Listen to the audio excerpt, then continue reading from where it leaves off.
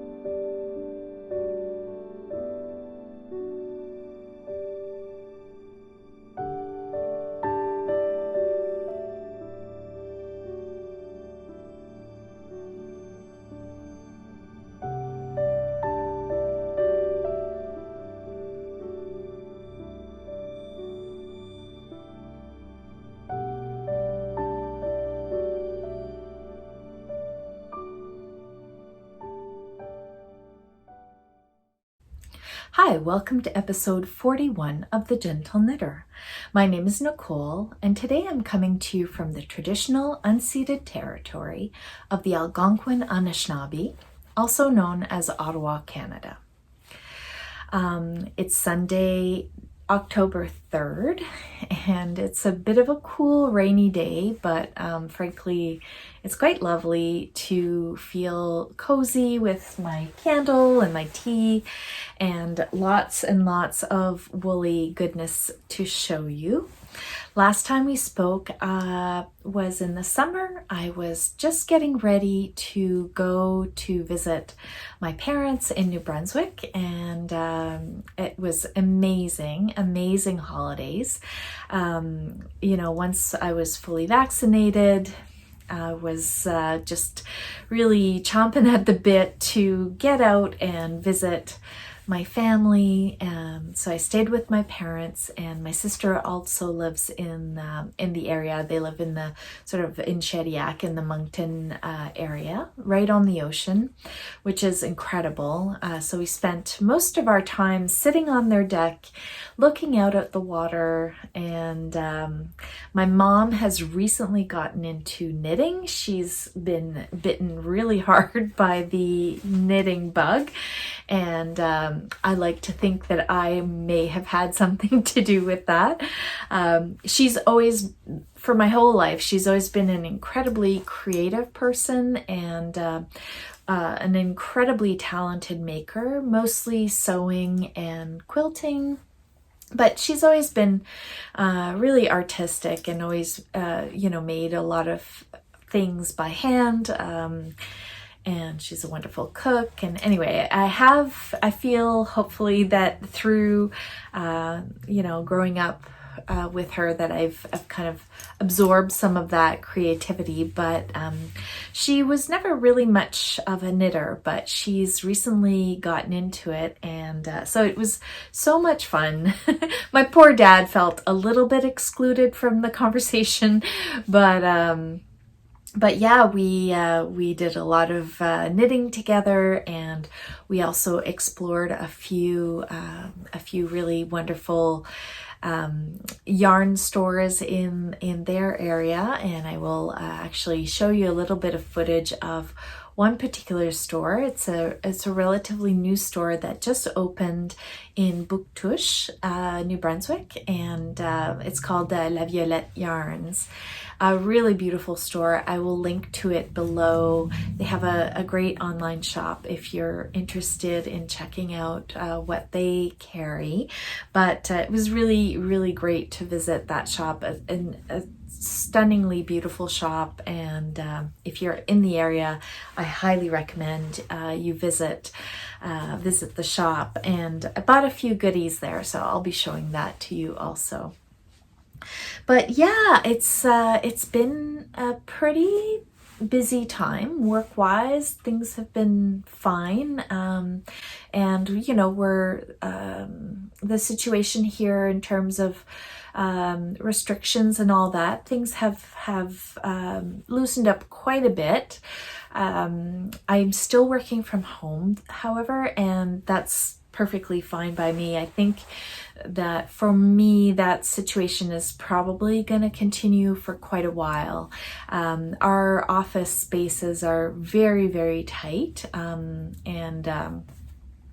for those of us who can work from home, that's sort of what we're, you know, sort of expected to do. And frankly, because I do a lot of writing and researching and reading, working from home really, really suits me. And as you probably know, I'm also a bit of an introvert, so having a lot of quiet time at home is not something that I find very difficult. So I'm very lucky that way, that you know, the last couple of years have you know, they've been challenging, of course, and stressful because of everything that's going on, but I've adapted, I would say, really, really well to spending a lot of time from home, being a homebody. Yeah, it's been okay, and yeah, the only sad thing is because of the situation, you know, because of COVID, the border between Canada and the US is still closed, the land border. So I unfortunately will not be attending Rhinebeck in a couple of weeks.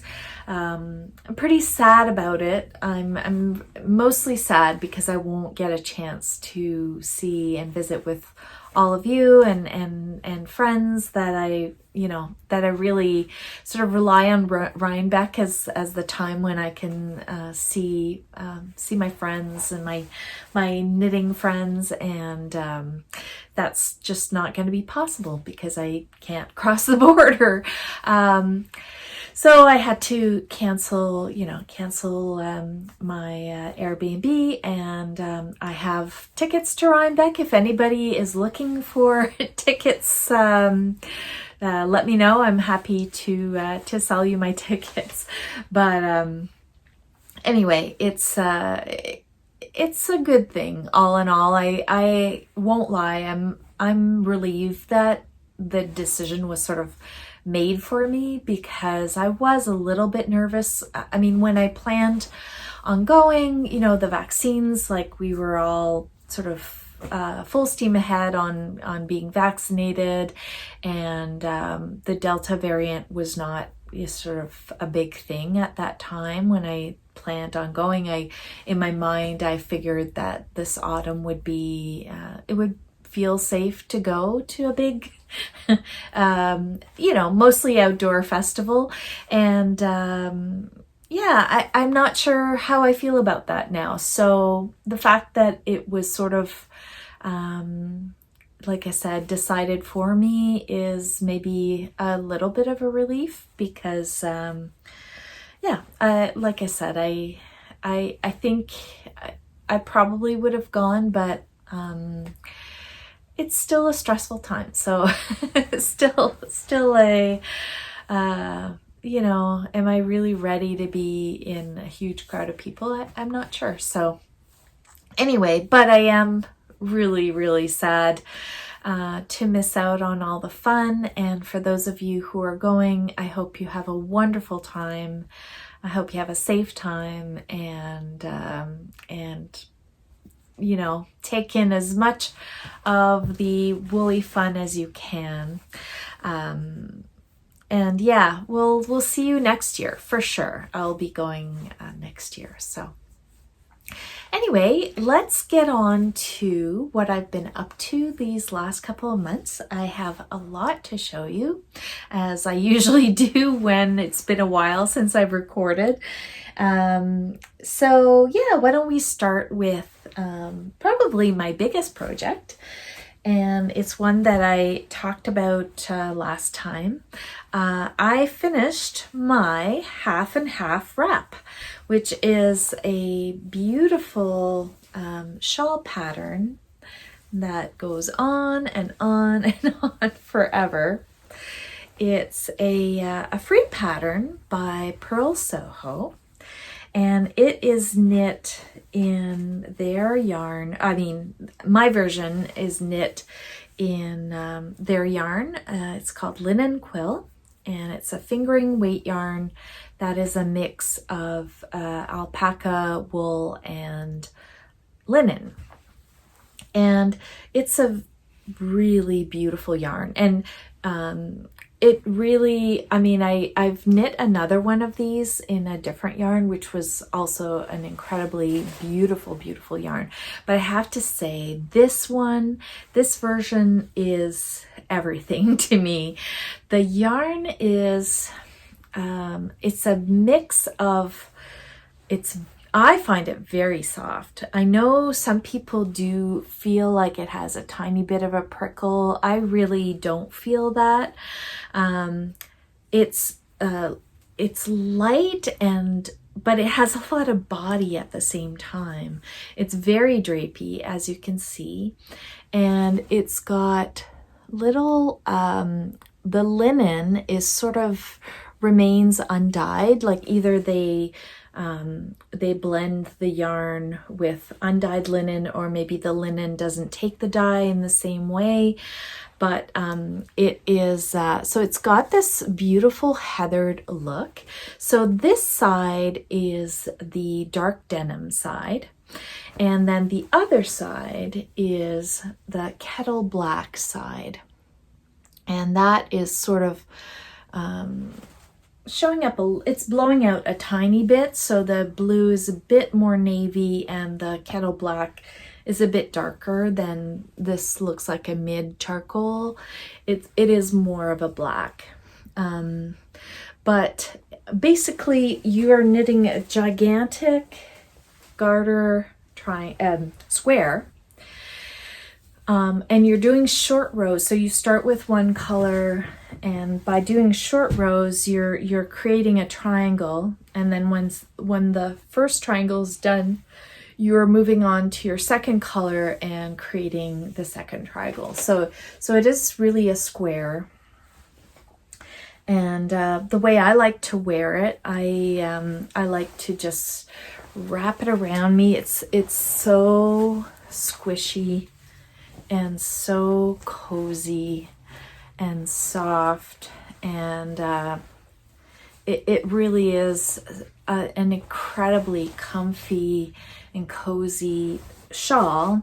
I also use it a lot as a blanket when I'm on the couch watching TV, or more often than not, napping. This is a wonderful, wonderful napping blanket, and it's really, really warm. It's warm, but you don't feel like you're suffocating. It's like a very cozy warm. Yeah, I have to say, it may be my favorite thing that I've ever knit. And it is, the process of knitting it is also so enjoyable. Now, a lot of people out there are knitting these shawls. I was gonna say these blankets. They really are blankets. And I know, you know, everybody's saying the same thing, but it's so true. It is the most comfortable, comforting and stress relieving knit. It is a very long project. This one took me about 4 months to make, because it's actually 6 skeins of fingering weight yarn. I didn't use the full 6. I don't know if I have my leftover balls here. I probably used 2.5 of each color. So I guess that would be 5 skeins in total of fingering weight yarn. So it's very long to make because it's just a ton of garter. But it's mindless and it's soothing, and you know, you can work on it while watching something or while listening to an audiobook, and it's just always there. You're never like, okay, where am I in the pattern? You just pick it up and go, and while you're working on it, you're creating this fabric that's just so lovely to handle. Yeah, I can't say enough good things about it. I was inspired to make this through the Cady Jack's Knits podcast, and they've both knit several versions, and I will be shortly starting my 3rd. I can't resist. I've ordered some more yarn from some more linen quill from Purl Soho, and I'll be making an Heirloom White and Pale Mushroom version. So Heirloom White is a lovely sort of cool toned white, and Pale Mushroom is a cool toned beige gray kind of color. And I really love this one and wear it all the time because it's so neutral and it goes with everything that I wear. So I wear a lot of navy, like this dress. I wear a lot of charcoal gray. I wear a lot of black, and I find that this is just so versatile because of that, because I can wear it with so many things. And so I think and sort of a white and a beige one, it will equally be versatile for me because I do tend to wear very neutral colors. If you look at this yarn here and a lot of the projects that I'll be showing you today, I'm really sort of become... I know I waffle a lot between wanting to knit with brighter colors and then going back to my neutrals. I did a bit of a wardrobe kind of purge and really kind of Marie Kondo'd my life a little bit, and I just you know, neutrals and soft colors and natural colors are really just what suits me the best and what is easiest to me and what I've always loved and what has always made my heart sing the most for myself personally. So anyway, I'm excited, so excited to make a 3rd one, and this one is, like I said, it's one of my favorite things that I've ever made, and it's also one of the most worn things that I've made. Super practical, and just a delight to make and to wear. What else do I want to tell you? I've talked about this project a lot in the past. Just quickly to let you know that I made a few modifications from the pattern. So I did German short rows, and Jackie of the Cady Jack's Knits has done a really great tutorial on how to do those. I find German short rows to be very tidy and creates less of a sort of a ridge at the join area, or at the, you know, the area where the two colors are sort of playing together. So I'll link to that in in the description. I mentioned this last time, but just in case you didn't see my episode last time, I'm no longer going to take the time to put words on the screen. I will be captioning my videos so that, so that my videos are more accessible, but I won't take the time to have names pop up on the screen because it's, frankly, to be honest, a huge pain to do. And I think more people benefit from show notes. So I'm decided to kind of take the time to do show notes instead of trying to edit in all the names of what I'm talking about. So anyway, I will link to the Cady Jack's Knits tutorial on German short rows below. And I also did a 3-stitch edging that is really a it's an I-cord edging, and it is super easy. If you look it up on YouTube, you'll find a million different tutorials on how to do it, but basically what you're doing is when you get, oh, I've got a fiber in my eye. Sorry. When you get to the end of your row, for the 3-stitch version, you get to 3 stitches to the edge. When there's 3 stitches left, you bring your yarn, so you're knitting along your row, you bring your yarn forward, you slip those 3 stitches, and then you turn your work and you just knit. You just start knitting.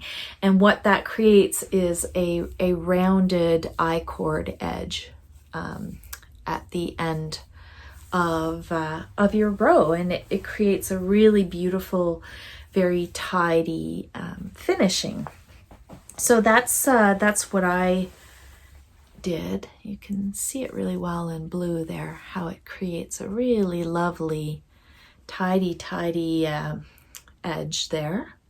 So those are the main changes I made, but apart from that, I cannot wait to cast on my new half and half triangles wrap, which is from Purl Soho. So yes, if you've hesitated on casting one on, and any of these rapturous descriptions appeal to you, I think you won't be disappointed if you cast one on.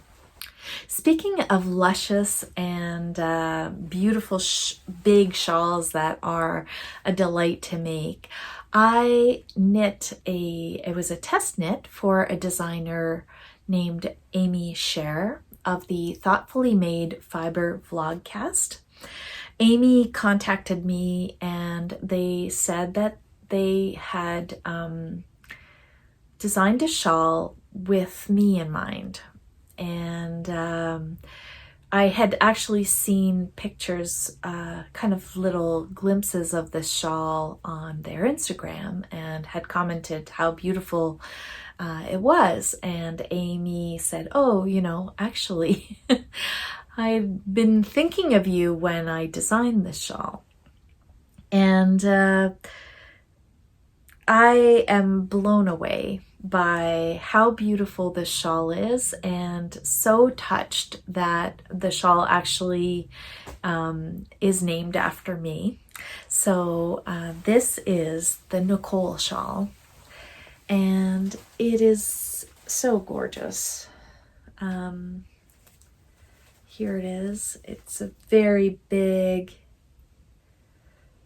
shawl, and it's made with some, I chose to do a dark gray and a paler gray yarn. It's designed as part of a collection for a yarn company called Hinterland Yarns. They're a Canadian yarn company, and they do a lot of alpaca and Rambouillet blends. They have really gorgeous, amazing wool or yarn, not just wool, alpaca. And this is their range yarn, so it's a worsted weight yarn.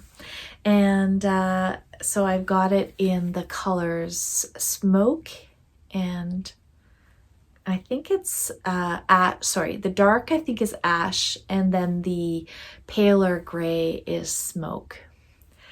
And it's so soft and very, it's got a ton of drape, as you can see, being an alpaca blend. And it is just very fuzzy and warm and luscious is the word that I want to use when I describe this yarn. It's a very warm and cozy shawl. And I love the mix of the garter micro stripes. So you've got basically alternating colors in the garter sections.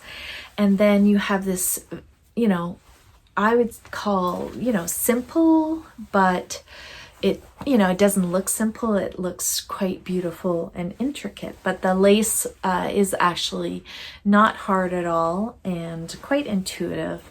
And the pattern is beautifully written. So I highly recommend the pattern. Aimee has been really busy this year designing a ton of really gorgeous designs. So I recommend that you check their Ravelry account or their Instagram to see more of their designs. But I really appreciate Aimee so much. I love their podcast. They're a beautiful maker and a really wonderful presence in our community. And like I said, I was so honored and so touched to have such a gorgeous design named after me. And Aimee said that they really enjoyed sort of my discussion and appreciation of woolly wools and rustic patterns and rustic yarn and different breeds. So I think those are some of the things that inspired them. And of course, these sort of natural, muted, beautiful colors. And the fact that that it's a Canadian yarn company also is really lovely to me and important, because I love to support Canadian yarn makers, and Hinterland Yarns is really one to check out. They have a beautiful website, and in fact I did get some other yarn that they produce, and we'll be showing you another project that I've cast on with some of their yarn. But anyway, I absolutely adore my Nicole Shawl. Aimee, thank you so much. You don't know what it means to me to have this gorgeous, beautiful shawl named after me is such an honor, and I thank you. So I did manage to cast on and cast off a sweater in the time that in between episodes. I really needed and wanted a super oversized and cozy, comfortable sweater that would basically act as a sweatshirt. I just wanted something that I could throw on that would be really easy to wear, really comfortable to wear, really unfussy, and that would go with everything. So along the same vein as my half and half wrap, I decided to knit a charcoal gray, dark charcoal gray sweater. This is the favorite pullover, I believe. The classic. It's a design by Espace Tricot. It's a free pattern. And I knit it in some stash yarn. It's Fibre Company Arranmore Light, which is a DK weight yarn. and it's a beautiful tweedy yarn. So it's gray with beige and brown and white and gray speckles or tweeds and little nups. And the yarn itself is a really lovely yarn. It's a mix of merino, cashmere, and silk. It's mostly wool. It has 10% cashmere, 10% silk, but a really, really lovely blend. And this is wearing like iron. Can you see underneath there my arms and my sleeves? Like, I have worn this. I finished it mid-August, I think. And I've worn it a ton. Like, I've worn it, I don't know, many, many times a week, almost daily. I kind of throw it on if I need something warm. Sorry, I keep moving. I should really just put it on so you can see. But the classic is exactly that. It's a totally classic and simple raglan pullover. I've talked in the past about not finding that raglans suit me, but actually raglans that have really generous amount of stitches in between sort of the two raglan increase points actually do fit really well. Now this is huge. It's I knit the 56-inch size, and I can't really move back here, sorry. So it really is a really big and generously fitted sweater. And that's exactly what I wanted. I did, for the sleeves, I kind of just worked them straight. And I did a few less, I'm full of hair here, a few less increases than what the pattern calls for. But I love it. It's so comfortable. And it's just, like I said, it's a sweatshirt. It's meant to be just something that you throw on when you have a little chill. The yarn is so comfortable, and like I said, there's zero pelling on it. It's really lovely. It's a pretty light yarn, so I have a feeling that it might over time kind of wear out in the elbows. I'm pretty hard wearing on my sweaters, so that tends to be where my sweaters blow out, is in the elbows, but that's okay. I'm gotten pretty good now at doing little decorative mending patches on my sweaters, but you know, this one, I'm sure I have a couple of years of wear before I have to do anything to it. But yeah, what a great pattern. Now the original, it is written for DK weight. However, the pattern, I believe, mixes maybe a sport weight with a mohair silk lace weight. I just used a DK. I would love to make a version that has mohair silk, but this one is, like I said, sweatshirt. It's the no fuss, no muss kind of sweater, just really, really basic, and yeah, it's great. If I were to reknit it, I probably would go down a size. It is really, really big, but honestly, I love that. I'm from the 80s. Big baggy sweaters are kind of my jam. It reminds me of the days when I used to receive the J. Crew calendar, although that was a little bit, I guess, more in the 90s, but just love these big oversized sweaters, boyfriendy style sweaters. Speaking of Espace Tricot, I also finished something else that is really a theme of black and blue here, but I was gifted some of their beautiful new yarn called Sunday Morning. They came out with two different weights, so there's a DK weight and a 4-ply fingering weight.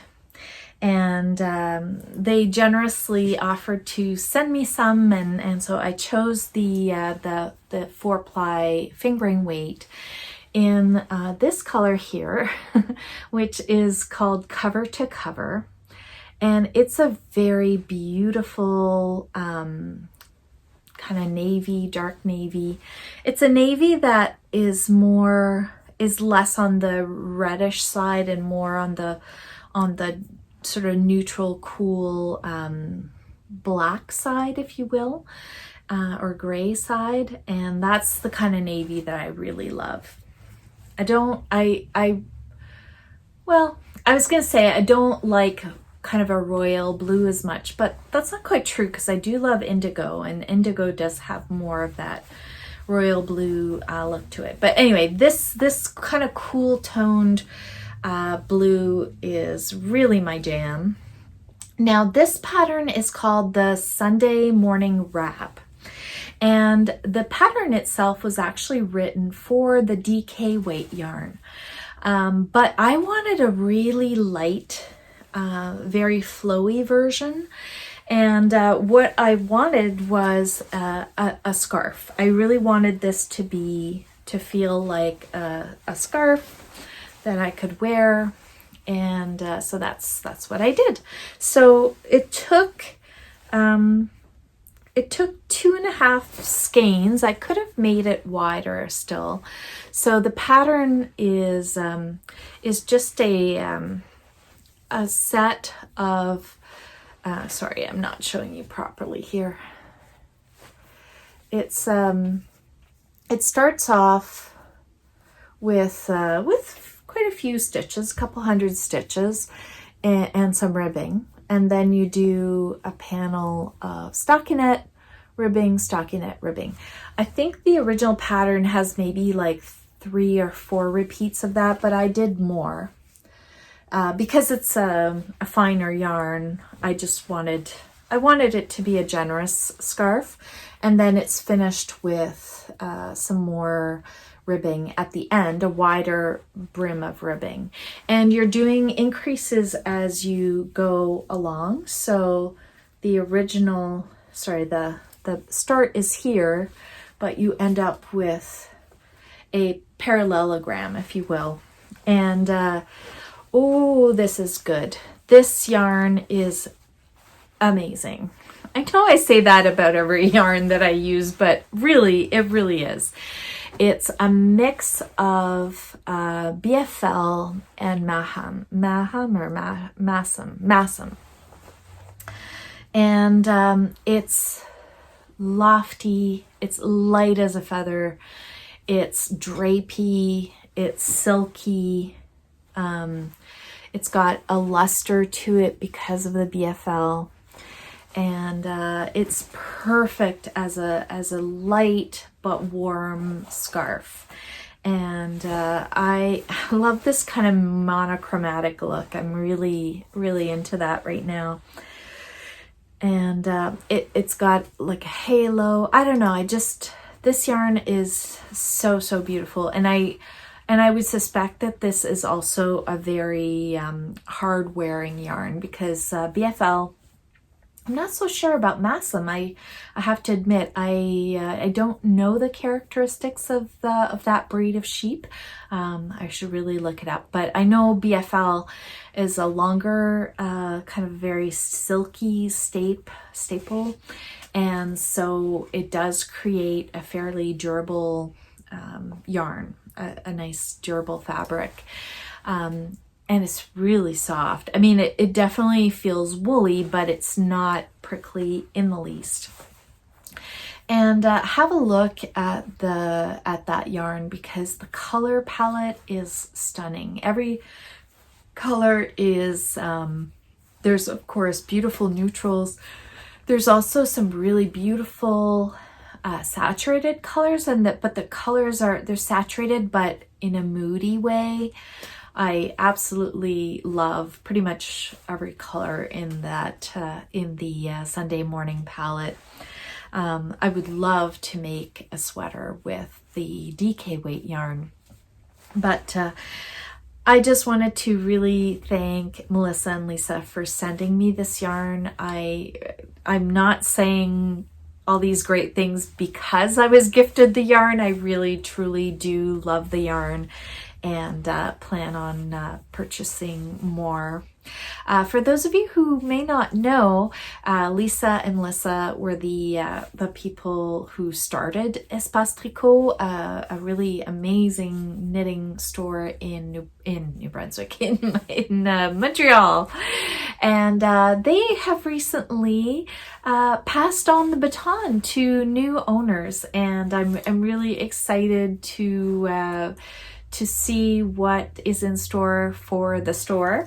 I think Melissa is moving on to a new sort of yarn company enterprise, and I'm excited to see what is going to come out of that, because I think, if I'm not mistaken, she will be creating this yarn with the dyer that has sort of helped develop all of the store brand Espace Tricot store yarn, and which this is part of that. And I have to say, I have used several of their the Espace Tricot yarns, and they are all really beautiful and the colors are amazing. So I'm excited to see what Melissa will be creating next in her new adventures. And Lisa, I'm not sure I remember, she's got some other creative endeavors coming along. So I'm really happy for them and excited to see, like I said, where Espace Tricot goes next. Such an amazing and wonderful shop in our community. I'm hesitating on all the information because some of you might know that I recently decided to quit social media. And that's been a really big and weirdly momentous decision. I'm a little embarrassed actually with what a big deal I feel it is because the fact that it's a big deal is kind of why I quit it. For me, and I'm going to speak strictly from a personal perspective, absolutely in no way is this meant to be a commentary on other people's use or, enjoyment or relationship with social media. This is my own personal experience that I'll be speaking about, and so yeah, I just would not want anybody to feel that I am judging them or anything that is going on in social media. For me personally, I have been thinking about this move for a long time, and I have to say it's been life-changing in the best possible way. And it's strange because I'm actually not somebody who was ever a lot on social media. It's not something that I certainly didn't post a lot on social media, but I felt the pressure to do so. And I felt the pressure to keep up. And with the podcast, I'm so lucky to have garnered a following that I could never imagine to have, especially in the knitting like YouTube world. I think I haven't checked recently, but to have over 20,000 subscribers is very rare. And so with that comes understandably a lot of you know, you have a lot of people wanting to connect with you, and that is a really amazing thing. It's just not a sustainable thing for me. I just had a lot of people following me and a lot of people that I followed, and I really felt the pressure to stay in the loop and I couldn't, and I didn't want to. I don't want to say I didn't enjoy it, because that's not true. The things that I've gained from social media are invaluable, actually. I've made incredible friendships. A few of my closest friends are people that I met through doing, sharing content on social media and on YouTube. And I've gotten so much inspiration from the content of other creators on Instagram in particular. And I've learned so much from other people on Instagram. I've really benefited so much and been enriched with a lot of different perspectives and a lot of different points of view and a lot of different creative endeavors that I wouldn't have known about otherwise.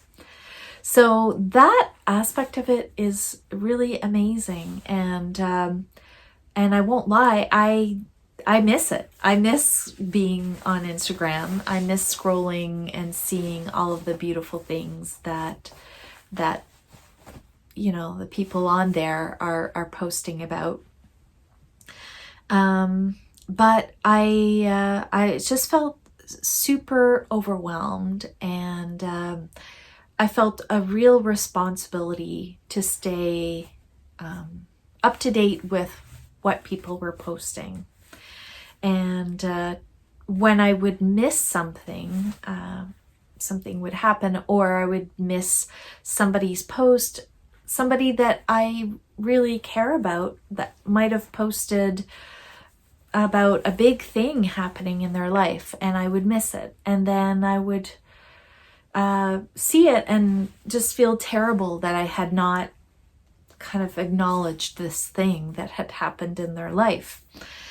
And I think I'm just somebody who really does sort of take on wanting to connect with people, and I'm not able to connect in a meaningful way with hundreds and hundreds of people. I'm just not able to do that. And it was super draining and stressful and anxiety provoking. And that's just me. I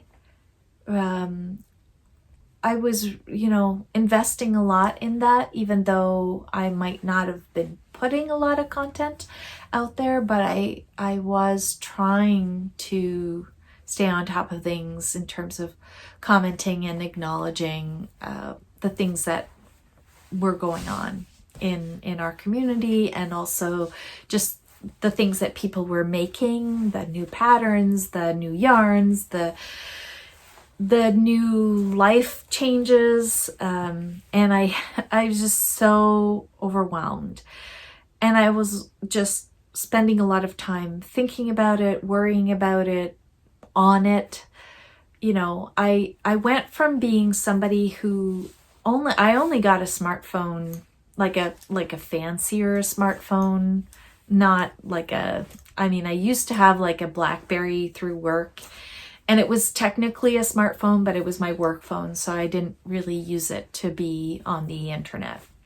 And I only got a phone, I don't know, maybe 5 or 6 years ago. And I just, as the years went by, I spent more and more and more time on my phone, to the point where things that I loved doing, I wasn't doing anymore. I was barely reading. I was not listening to a lot of music. I was, you know, I felt less and less time, you know, outside or talking to real live people. And I was also just feeling like an overwhelm of options and an overwhelm of riches, really. An overwhelm of, like, there's just so many beautiful, inspiring things that people are making and doing. And I wanted to be able to access them all and do them all and be kind of engaged in all these things. And the result was that I was on the screen, on this tiny little screen, and not in real life. And I grew up, I mean, I was born in 1970. I grew up, you know, the majority of my life, I didn't have a smartphone. I wasn't on social media, and I didn't live a digital life. I lived an analog life. I lived a life of real, tangible objects, of you know, paper and and fiber and food and my house and my friends, real people that I could hug and look, you know, eye to eye. And yeah, I just couldn't, I missed I missed my connection to real life. And since I've shut out social media, I do, you know, wonder, oh, you know, the FOMO is real. I know I'm missing out on new releases of things and beautiful things that my friends and co-makers are putting out there. And so I know I'm missing out. But I'm, you know, I don't know, I'm trying to keep somewhat of a connection through YouTube, through Ravelry. I know Ravelry is not the best place to do that because it is a place that not everybody can access, and I'm, you know, I hate that. I hate that that's a thing. But I just, for my mental health, need to really keep my screen time on my phone, on my laptop, to a minimum. I don't plan on stopping my videos. I love doing YouTube. It's really fun for me and it's really creative. I love taking B-roll. I love putting things together. I'm definitely continuing to knit and make things, so I love talking about them, and I will definitely continue to watch YouTube, you know, videos of other makers. So I will keep, hopefully, a connection to what's going on out there. And but and the other thing is, I just cannot keep up with DMs and messages on top of, like, all the beautiful, lovely, wonderful messages that I get here on YouTube. I was getting more and more of that on Instagram, and that just became untenable too. Just taking up a ton of my mental space that I just didn't have. So anyway, I have gone on way too long about this, but if you're interested in what I'm talking about, a couple of things that I can recommend that I did. I read a book called How to Do Nothing. The name of the author escapes me, but I really enjoyed that a lot. And it talks a lot about sort of, how the way that social media is set up being something that requires you to sort of be a cog in this production machine, and how, you know, how the attention economy really takes a lot from us. So that was really an interesting book. I also watched a bunch of different YouTube TED Talks and things like that about, you know, social media and what, you know, what it can do to people in terms of their, you know, addicting them to that sort of those hits of, you know, oh, did I get a message? Or, oh, did, you know, this new post, a new this, new likes, and how that really keeps us going on these machines more and more and becoming addicted to them. So that's been really interesting. And the other thing that I read up a lot about was sort of smartphones versus dumb phones. And I kind of converted my iPhone to a semi-dumb phone by taking most of my apps off. I have, you know, I obviously, my phone is still an incredibly useful and valuable tool. You know, if I'm out doing errands, it's wonderful to be able to Google, like, oh, what are the hours of the store that I'm thinking of going to, or what's the address? Or, you know, just Google a recipe, or use my phone and the internet as a wonderful information resource.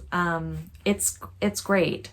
I'm using it obviously still as a camera. It's a really decent camera in that it's highly portable and easy to use. So when I'm out and about, I can take footage for these videos. And I still subscribe to different news feeds so that I'm still connected to the world. It's important for me to know what's going on in the world, and you know, be able to check the weather and that kind of thing. So my phone is definitely still has apps on it, but a very, very minimal amount of apps. And I'm on my phone now, maybe, I don't know, less than an hour a day for sure. And that has been so liberating. I do use my phone a lot. However, I mean, I listen to a lot of podcasts and audiobooks and music. So that's kind of my main vehicle for that kind of content. But I have definitely cut down on YouTube videos and TV even. Just been doing a lot of reading, a lot of knitting. Anyway, I should get back to the knitting because you're not here to hear me waft on and on about, you know, the ills of modern digital life. But for those of you who wondered why I went off social media, that's why, and I really don't regret it. And I do have a Gmail address. If you do need to reach me, you can email me at TheGentleKnitter1970@gmail.com. It's not it's not an account that I check super often, so you might not get a very timely response from me, but I will. I do check it on occasion, and so if you have a question or you really need to contact me, that's a great way, a great place to contact me. You can also message me on Ravelry, and of course you can leave a message here on YouTube. And for those of you who were sort of relying on Instagram to find out when I had a new episode, you know, I guess your options are, and it's the option that I recommend, is for you to subscribe to this channel and hit the notification bell so that you will get a little note, a little message that I have uploaded a new video. And that way you can, you know, you can stay up to date with what I'm up to through my YouTube. But yeah, I have no plans on returning to Instagram. I will probably once in a blue moon, maybe if I know that somebody is coming out with something new, maybe I'll go on Google and Google their Instagram to see their posts, but I don't know. I'm not sure about that yet. And so if something really, really big happens to you and you want me to know about it, please let me know through these other channels. All right, enough about that. My goodness. So what am I think that covers all of my my finished objects. I'm still working on my beautiful socks that I'm knitting out of yarn from Roots and Rain. I have not finished those. I am still working on my Lunenburg cardigan. I've got the sleeves to do, and I kind of have not worked on those for a while, for I don't know what reason other than I put them aside. I did cast on a couple of other things. One thing that I'll mention quickly is I'm making a cowl. I had one skein left over from my classic pullover, and I'm making a cowl that will basically be like a big cowl neck that I can wear on top. I mean, I can wear it obviously separately, but I can basically add a big cowl to my sweater. So I just, it's a tube with the same type of ribbing.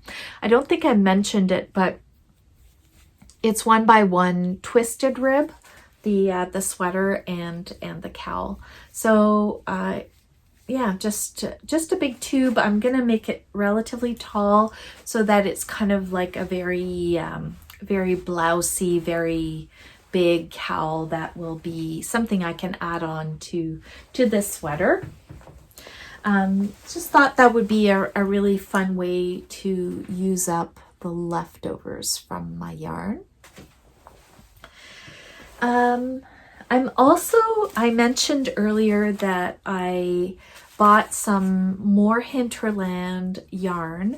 This is their Dusk base, and it is a fingering weight yarn. I would qualify it as heavy fingering. It is, let's see, I think it's 70% Rambouillet and 70% Canadian Rambouillet and 30% homegrown alpaca. It says the blend creates a yarn that has the squishy softness from the Rambouillet and the sheen, strength, and added warmth from the alpaca. And that is a really great description of this beautiful yarn. The color is honey, and so it's a very warm toned ivory color. It's definitely got a lot of yellow in it. Really, really very beautiful, very soft. A lovely single that has a lot of body to it. And I am making a cardigan called the Orchid cardigan. So the Orchid cardigan by Julia Wilkens, and Julia has a podcast here on YouTube with her friend Matilda. So it's called Matilda and Julia's Greatest Knits. It's a really lovely podcast, short episodes, and they are really, really fun. They knit really fun projects, a lot of really colorful things and kind of funky things. I enjoy their style, and I enjoy their demeanor on camera, and they seem to be great friends. So enjoy their dynamic. So Julia designed this beautiful brioche cardigan. I'll put a picture up so you can see what it looks like. But yeah, I wanted a simple, oh, surprise, surprise, simple, neutral cardigan, something kind of squishy. I'm loving knitting brioche.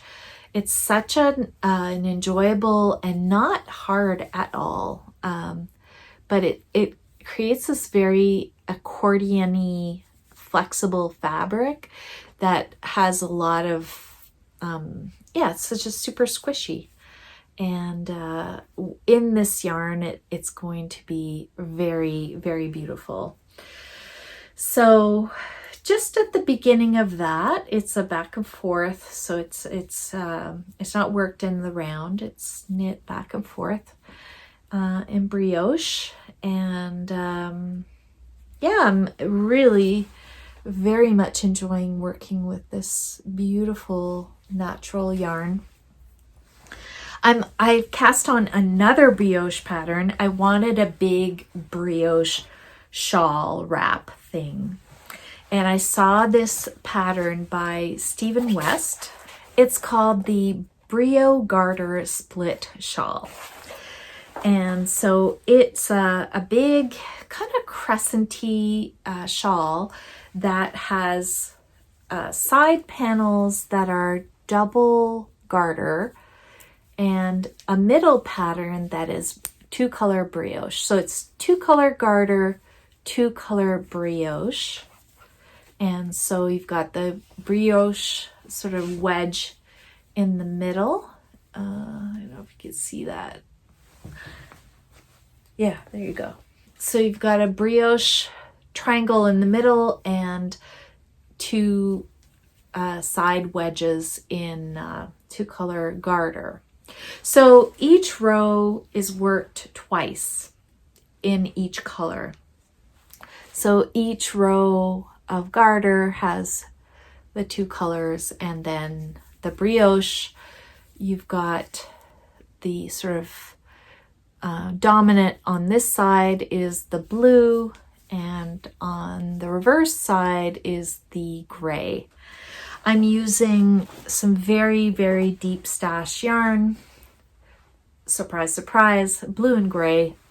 This is felted tweed, and I will look up the color name. I'm not sure what it is, but it's kind of a pale, icy blue with brown and black and brighter blue speckles. Beautiful yarn by Rowan. And then the other yarn is 100% alpaca by Tree Frog, I believe. I think it's their sport weight, but it's kind of a heavy sport weight, so it's actually a really good match. And in fact, I think it's, even though felted tweed is listed as a DK, I kind of feel like even though this is a sport, it's maybe even thicker than the felted tweed. I find often DK and sport to be interchangeable. But yeah, I just really wanted to do a stash busting project, and so so that's what I'm doing. I think once it looks uneven right now. The 100% alpaca is very drapey, but in a kind of a very loosey-goosey way is sort of, it has no bounce or spring, if you will, the way wool does. And so it kind of looks a little uneven when you work with it, but once it's blocked, it'll even out really nicely, and it will have some beautiful, it'll be very drapey and very warm. So I'm really enjoying how it's working up. I'm having a lot of fun doing the brioche and the garter at the same time, and it's gonna just be very pretty, I think, with my eye color. It's very sheddy. Now I'm covered in silver alpaca fibers, but oh well. Lastly, maybe I'll talk about a couple of things that I got recently. I purchased when I was in Bouctouche, New Brunswick. As I mentioned earlier, my mom and I went to the La Violette yarn shop in Bouctouche, and had a lovely time there. Had a lot of difficulty choosing what to get. In the end, I decided to get some local yarn, something that was locally produced. So I got this beautiful sock yarn, and the company is Wool You Knit. It's actually, I think it's kind of like a subset of the Yarn Indulgences. Why am I having a hard time saying that? Yarn Indulgences company. And it's a fingering weight yarn. It's a, typical 80% superwash merino, 20% nylon, but on this very beautiful marled base. And I really love the color. As you can tell, I really love blue and just these dark black and dark gray marls, if you will. One of the plies is a changing dark black and gray strand or ply. And so, yeah, I just thought this was so beautiful. It's so the hand dyer of this company lives in Moncton, and I just thought it was such a beautiful yarn and will make some really lovely, what's the word I'm looking for? Not memory socks. What's the word I'm looking for? Souvenir socks. So yeah, so that's, and it just very oceany, I found, so it spoke to me on those levels. And then the other thing I bought, so the other thing I treated myself to is this gorgeous book. When I saw it on the shelves at the store, I couldn't resist. I had actually not planned on buying this book. I have the sock book and I love it. It's a coffee table book. It's so gorgeous. It's put out by Len or Lina magazine. And I had seen this book and thought it was absolutely gorgeous when I saw the pattern previews. But, I will be honest, it's a very expensive book. And I don't know, I have a lot of patterns. I have a lot of digital patterns and knitting books, but when I saw it at the yarn store, I just, again, when you're on holidays, you kind of sometimes your self-control is a little lower, and I thought it would just be a really beautiful souvenir to take home. So I don't regret it at all. It is a very beautiful book and just has so many gorgeous patterns. And of course, as usual, Lina magazine, the photography is spectacular. The styling, the types of patterns and colors are always really, really appealing to me. And it's 52 shawls, and I am, as you know, a big shawl wearer. This one is so beautiful. So I mean, I don't, like I said, I don't regret it, not one bit. And you can see, like, the colors are just so me. There's one shawl that I would cast, I would say 80% of these on, like they're just all beautiful. But there's one that I am planning on casting on very soon. I have the yarn for it set aside. Let me find, I'll just be a minute.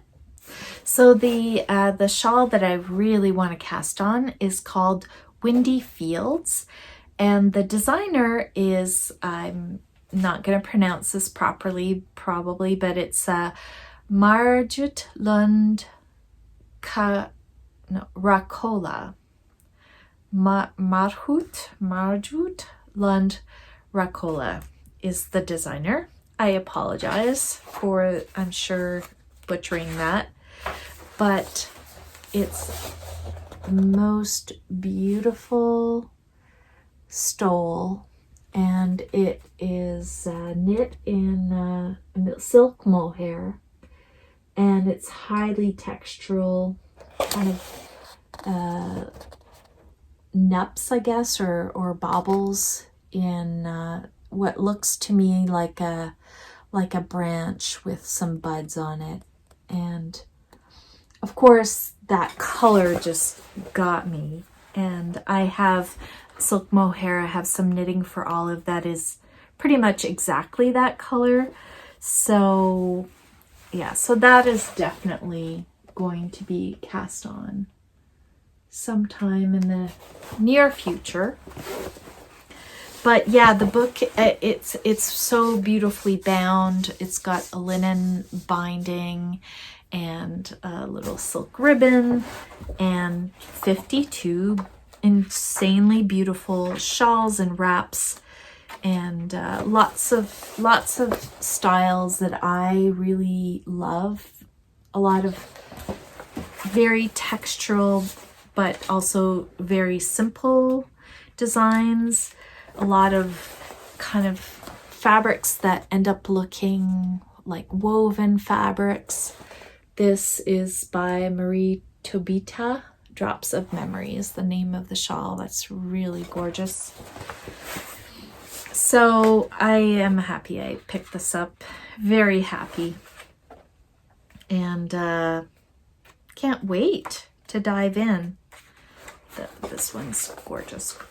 Corp Sang. A very beautiful cream shawl by Lotta Lothgren.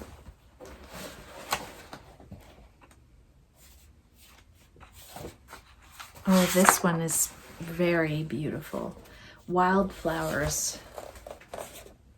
So cables that end up looking like a field of wildflowers by Katya Gorbacheva. So you could probably see why I could not resist. Love this cabled scarf. The Cherry Twist by Helen Maudsley.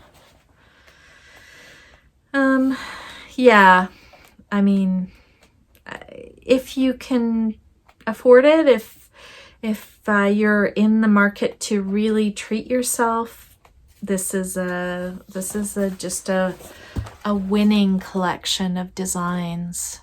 Beautiful. Sota Bosque by Elena Solier Jansa. So well done, Lina. You got me again.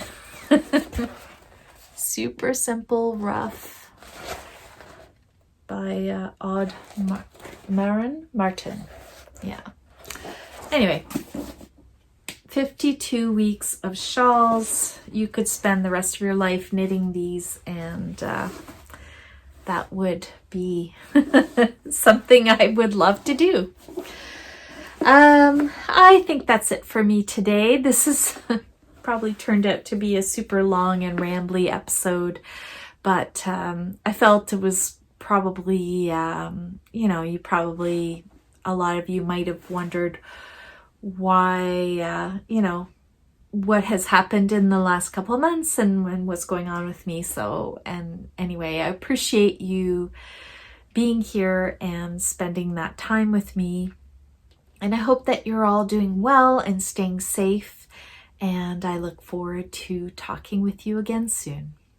Bye.